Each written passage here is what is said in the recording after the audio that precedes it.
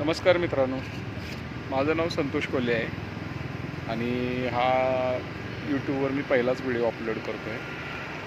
मी एक कामगार आहे आणि शिर्ली MIDCमध्ये जॉबला आहे. आजचा विषय असा आहे की इथेनॉल ह्या विषयावरती थोडंसं बोलूया. मी काय त्यातला एक्सपर्ट नाही आहे किंवा मला त्याच्याबद्दल जास्तीची माहिती नाही, पण एक व्यवहारी जगात जगताना आपल्याला जे अनुभव येतात ते शेअर करणे काल गरजेचं आहे. 12 तारखेला मी साधारण 200 रुपयाचं पेट्रोल टाकलं आणि गाडी एक फक्त 50 ते 60 किलोमीटर रनिंग झालं आणि एवढ्या रनिंगमध्ये गाडीचं तेल मध्येच रात्रीमध्ये म्हणजे एक 9 साडेनऊच्या दरम्यान रस्त्याच्या मध्ये संपली. मागं 1-1.5-2 किलोमीटरच्या पुढं पंप होता. फॅमिलीसोबत होती. चालत आलो पंपापर्यंत.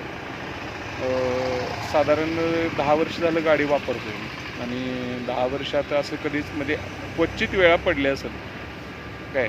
1 लिटरला साधारण 50-55 किलोमीटर ॲव्हरेज देणारी गाडी माझी 200 रुपये म्हणजे निदान 70-80 किलोमीटर तर जायलाच पाहिजे. 40 किलोमीटरनं धरल्यानंतर गाडी गेली 50-55 किलोमीटर, म्हणजे लिटरला 30 ते 35 किलोमीटर गाडी ॲव्हरेज झालेली आहे. माझी गाडी 15 वर्ष जुनी आहे.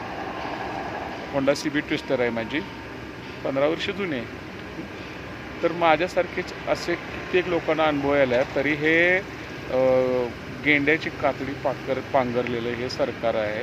हे खरं बोलणाऱ्यांनी व्हिडिओ अपलोड करून सगळे पुरावे देखील देऊन लोकांसमोर सादर करून देखील हे गेंड्याची कातडी असलेलं सरकार म्हणते त्या लोकांवरच कारवाई करायला.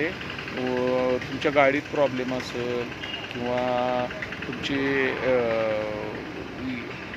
गाडीचा प्रॉब्लेम असेल किंवा पेट्रोलचा म्हणतंय पण जबाबदारी घ्यायला तयार नाही. आणि जे लोक जास्त पुरावा घेऊन लोकांसमोर जात आहेत त्यांच्यावरती हे केसेस ठोकवत आहे. ही सरळ हुकुमशाही आहे भाजपची. भाजपचा रोड मंत्री नितीन गडकरी आहे आणि पेट्रोल मंत्री कोण आहे मला माहीत नाही काय, पण रोड मंत्री पेट्रोलची बाजू घेऊन भांडा लागला आहे. आणि कारण काय तर आम्हाला पण हे यूट्यूब आणि फेसबुकवरनं समजतं की त्याचा पोराचा ह्याच्यात सहभाग आहे काय. तर माझा मुख्य प्रश्न मित्रांनो हेच आहे की आमच्यासारखे सर्वसामान्य कामगार लोक जे आहेत, जे कष्ट करून जगत आहेत, त्यांच्या आयुष्याला ग्रहण लावण्याचं काम हे भाजप सरकार करत आहे आणि त्यांचेच अंडी पिलावळे म्हणजे अंधभक्त आहेत. त्याची धग त्यांना बसलेली आहे काय, तरी पण ते कोणत्या विश्वात वावरत आहेत ते मला कळत नाही. त्यांचे मुलाबाळांचं आयुष्य हे असं जाळून टाकायला आलं. एक साधारण हिशोब सांगतो मित्रांनो, 16,000 ते 20,000 रुपये पगार असणारा जे MIDCला कामगार आहे, त्याचं पेट्रोलचा मासिक खर्च होता तो 3,000 होता. हे इथेनॉल मिश्रित पेट्रोलमुळं काय त्याला आता महिन्याला 4,500 ते 5,000 रुपयाचं पेट्रोल लागणार आहे. कुटुंबाचे आर्थिक घडी पूर्णपणे विस्कटून जाणार आहे. मुलांचं शिक्षण आहे, किराणा आहे, गॅस आहे, सगळं वाढवलं आहे.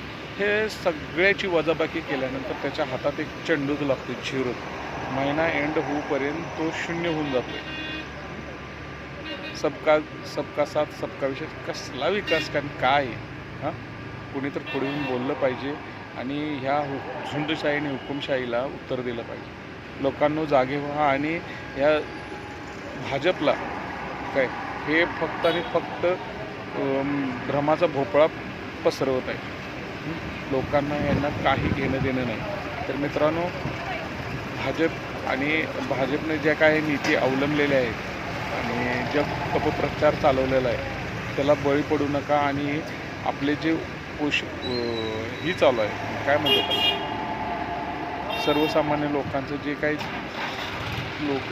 काय आहे त्याला जरा शोषण चालू आहे, त्या शोषणाविरुद्ध आपण सर्वांनी एकत्र आलं पाहिजे. या इथेनॉल मिश्रित पेट्रोलमुळं खरंच आमच्यासारख्या सर्वसामान्य माणसांचं आयुष्य अक्षरशः रडकुंडीला आलं आहे. मी तर सायकलनंच यायचा विचार करावा लागतो. कसं आहे, वेळेत जावं लागते, वेळेत यावं लागते. वेळ महत्त्वाची आहे म्हणून आम्ही गाड्या वापरतो. गेले 15 वर्षात आता माझ्या 16 वर्ष चालू आहे, गाडीला कधीच प्रॉब्लेम आला नाही. पण गेले हे 2-3 महिने झालं गाडी ॲव्हरेज देत नाही. गाडीचा कार्बोरेटर बदललेला आहे, इंजिन काम केलेलं आहे. गाडीचा कार्बोरेटर फक्त 1.5 महिना झालेला आहे. सगळी गाडीची कामे टकाटक आहे. मिस्त्रीकडे गेल्यानंतर कोणताच प्रॉब्लेम आहे असं मिस्त्री सांगत नाही. तरी मित्रांनो, हा व्हिडिओ मी पहिलाच व्हिडिओ आहे, यूट्यूबवर शेअर करतो आहे. इथेनॉलमुळे होणारे प्रचंड जे नुकसान आहे ते तुम्ही सांगावं आणि सरकारला जागं करावं, एवढीच एक इच्छा. आम्हाला काही यूट्यूबमधलं असं ऑनलाईन बोलता येत नाही. जे साठवलं होतं ते बोलायचं होतं ते पण राहून गेलं. आणि या सरकारला जाब विचारणं आपलं काम आहे, कारण आपण त्यांना लिटरचं पैसे देतो आहे. पण ही साले आपल्याला किती गंडवायला लागले आणि किती वेळ गंडवणार आहेत हे त्यांनालाच माहिती. चला बाय मित्रांनो, जय हिंद, जय महाराष्ट्र.